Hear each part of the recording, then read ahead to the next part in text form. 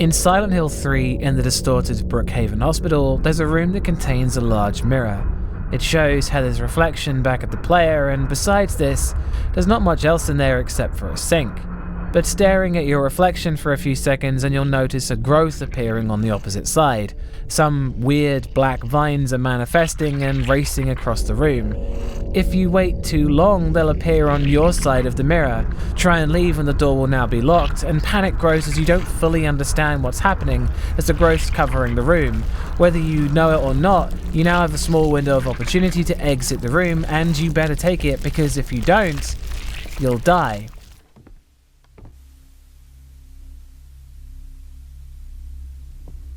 The Silent Hill 3 mirror room is one of the best scripted events I can think of. It's the textbook definition.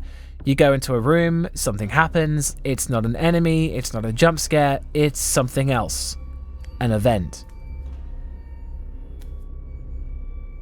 Today we're going to be talking about what scripted events are, how they work, what makes a good one, and their ultimate downfall. In horror games, there's a fine line between jump scares, scripted events, and enemy encounters, and from my experience, a jump scare doesn't always have to have a build-up to it, and an enemy encounter isn't always planned, but a scripted event is usually both, planned and built up to.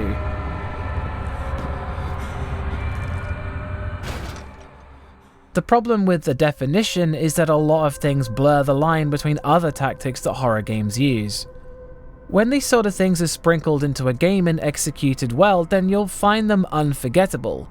They stand out vividly over fighting regular enemies or a one-shot jump scare. A good scripted event can leave an everlasting impact on a player, like the mirror room probably did. But their success and failure in terms of impact pivots on how well they're crafted.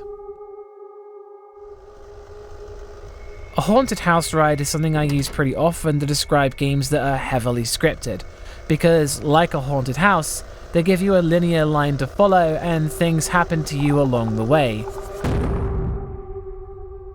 In games, this is mostly achieved when players look at something or stand in the right position, which triggers an event. The event leads to another event, and this continues until the game is over. There's nothing wrong with this, but there are a lot of problems that crop up if they aren't executed well. We're not talking about how frightening they are at the moment, let's just talk about basic functionality for now.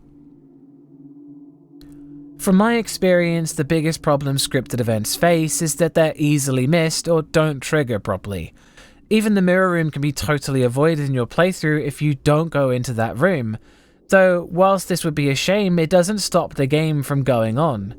But when the game progression is tied to you standing in the right place for the right thing to happen, then the whole game can come crashing down to a halt as it waits for you to do the right thing.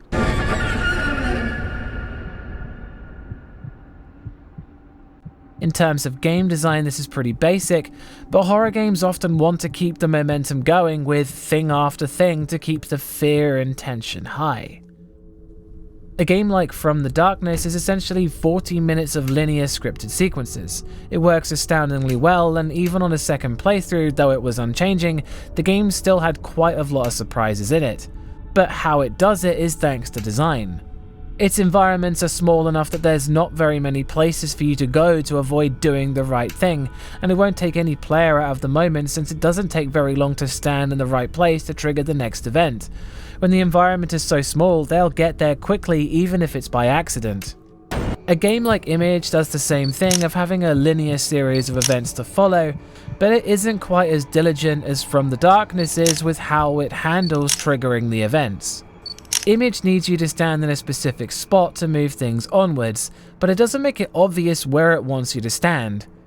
In this scene, all I was meant to do was stand to the right of this bathtub, but there's nothing interesting there to look at, so instead I decided to leave the bathroom, which is very bad for the game since it isn't ready for me to be there.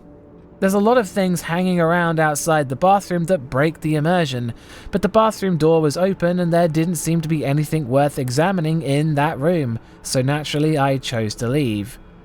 Normally QA testing will reveal obvious problems like this in the development stage, but With smaller game studios, it's not always something that's done, and larger studios often want to ship the game, and even if the quality assurance people did notice it, it's not always something they bother to fix if the time is short. Back to Image, all it needed to do was close the bathroom door or put something of interest in the direction of the spot it wanted us to stand on. But sadly it didn't.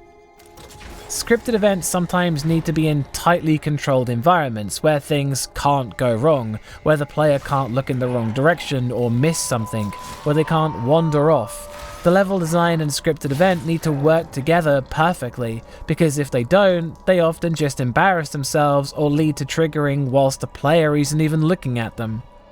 Though it's worth mentioning that just having the event trigger in a more obvious place would have worked too.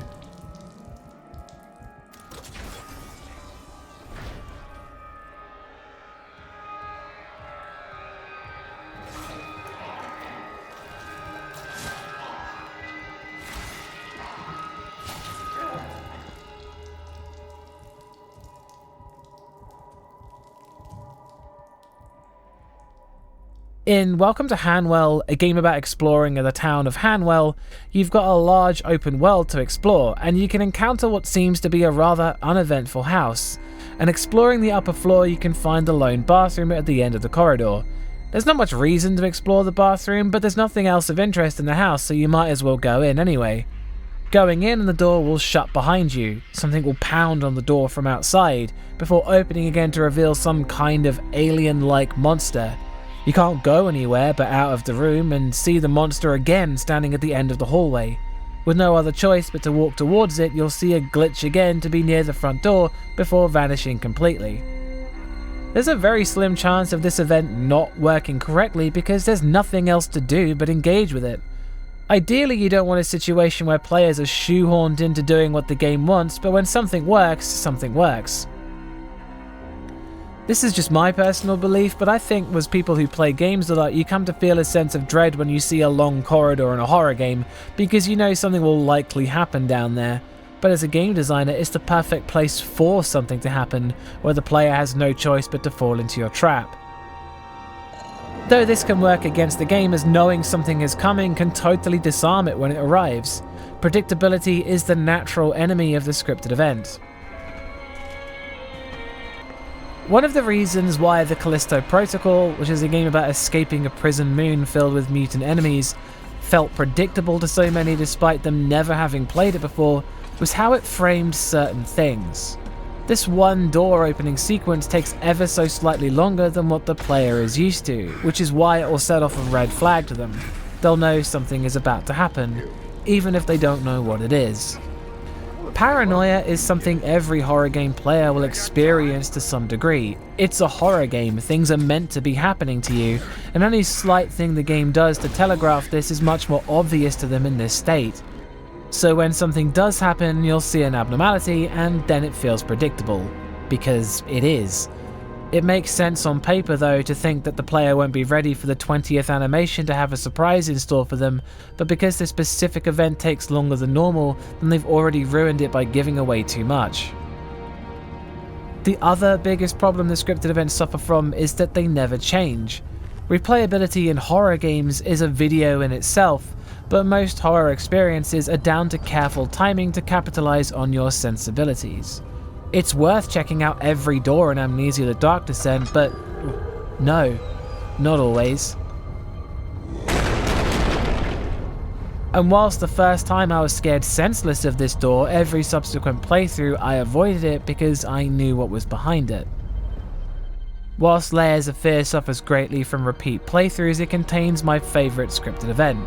I brought this up before, but I'll bring it up again.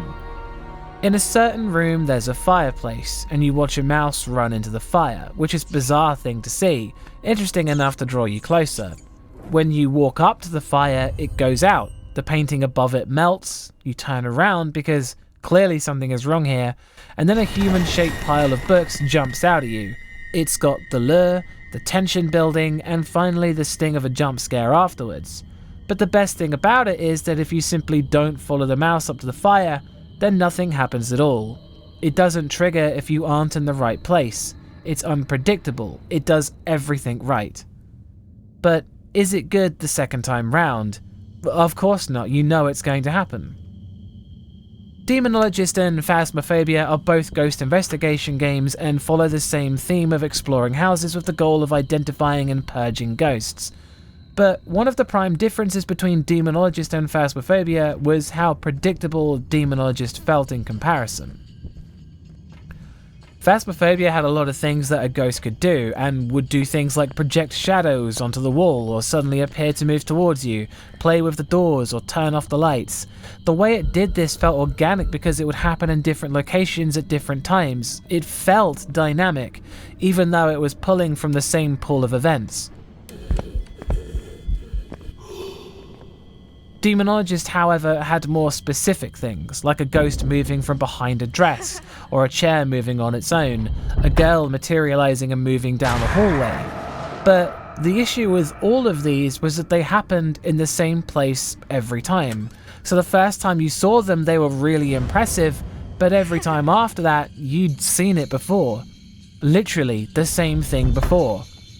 Their location didn't change, so at some point you'd expect the chair to move, or the girl to run down the hallway, whereas Phasmophobia's ghost would appear in different locations, cause random items to move, random doors to open and close, random lights to switch on and off, and it kept you guessing what it would do next. It's extremely important to add variety to a game where you'll be returning to the same environments over and over, and Phasmophobia has a lot of events and a lot of environments, whereas Demonologist, at least at the time of my original review, had one location and very little variety.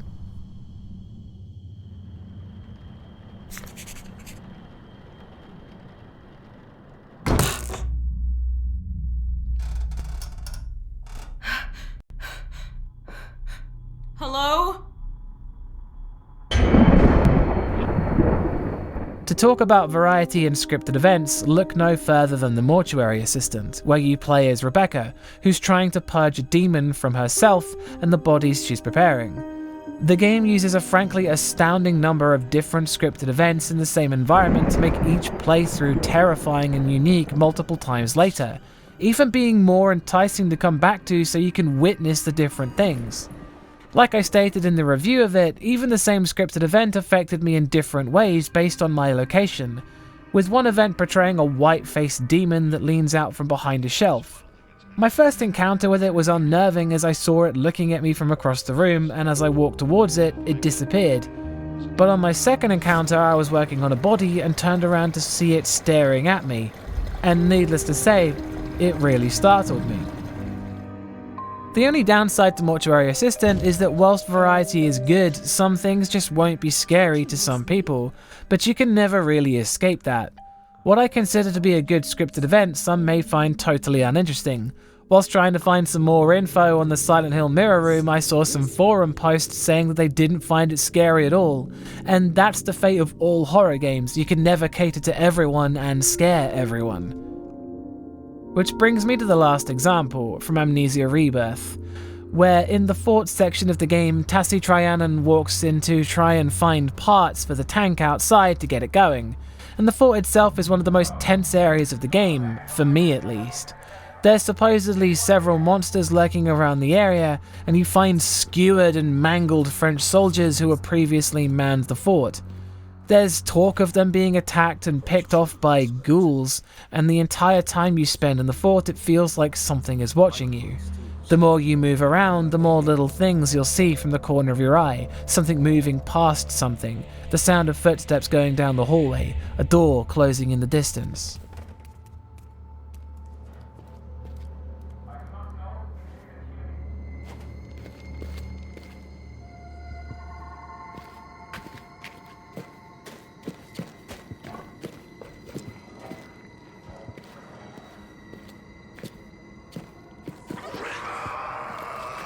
As far as scripted events go, there are so many in the fort that it makes the entire area deeply unsettling to me, but I know several people who weren't affected at all.